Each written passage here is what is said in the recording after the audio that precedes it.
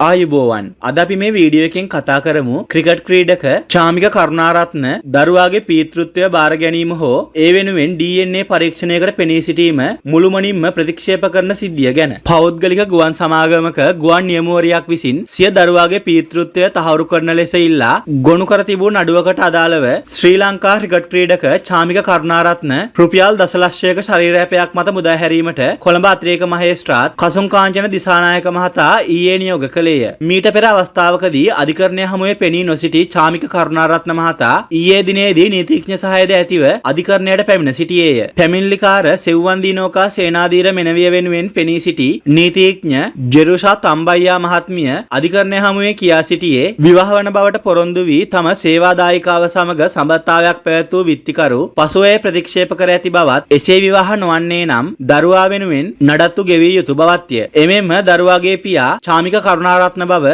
විද්‍යාත්මකව තහවුරු කර ගැනීම සඳහා DNA පරීක්ෂණයක් සිදු කිරීමට නියෝගයක් නිකුත් කරන ලෙසද පැමිණිලිකාර පාර්ශවය එහිදී ඉල්ලා සිටියේය. කෙසේ වෙතත් මෙම ඉල්ලීම දැඩිව ප්‍රතික්ෂේප කළ චාමික කරුණාරත්න වෙනුවෙන් පෙනී සිටි නීතිඥ අසේල රැකව මහතා තර්ක කළේ DNA පරීක්ෂණයක් සඳහා බල කිරීමට අධිකරණයට හැකියාවක් නොමැති බව හා දරුවාගේ පීතෘත්වය ඔප්පු කිරීමේ සම්පූර්ණ වගකීම පැමිණිලිකාරිය සතු විය යුතු බවයි. තම සේවාදායකයා අදාළ පැමිණිලිකාරිය සමග ලිංගික සම්බන්ධතාවයක් පැවැත් වූ බව පිළිගන්නා නමුත් දරුවාගේ පීතෘත්වය බාර ගැනීම හෝ ඒ වෙනුවෙන් DNA පරීක්ෂණයකට පෙනී සිටීම මුළුමනින්ම ප්‍රතික්ෂේප කරන බවද විත්ති පාර්ශවයේ නීතිඥවරයා අධිකරණය හමුවේ අවධාරණය කළේය. තවද පැමිණිලිකාරිය ගර්භණීව සිටියේදී ඉන්දියා ජාතික ගුවන් නියමයෙකු සමග ඡායාරූප ගෙන ඇති බවත් එම ඉන්දියා ජාතිකයා දරුවා තමාගේ බවට සමාජ මාධ්‍ය හරහා පිළිගෙන ඇති බවට සාක්ෂි ඇති බවත් පවසමින් නීතිඥවරයා විත්තිකරුගේ නිර්දෝෂීභාවය වෙනුවෙන් කරුණු වාර්තා කර සිටියේය. දෙපාර්ශවය විසින් ඉදිරිපත් වූ කරුණු සලකා බැලූ මහේස්ත්‍රාත්වරයා සැකකරු අප මත මුදා හැරීමට නියම කර අතර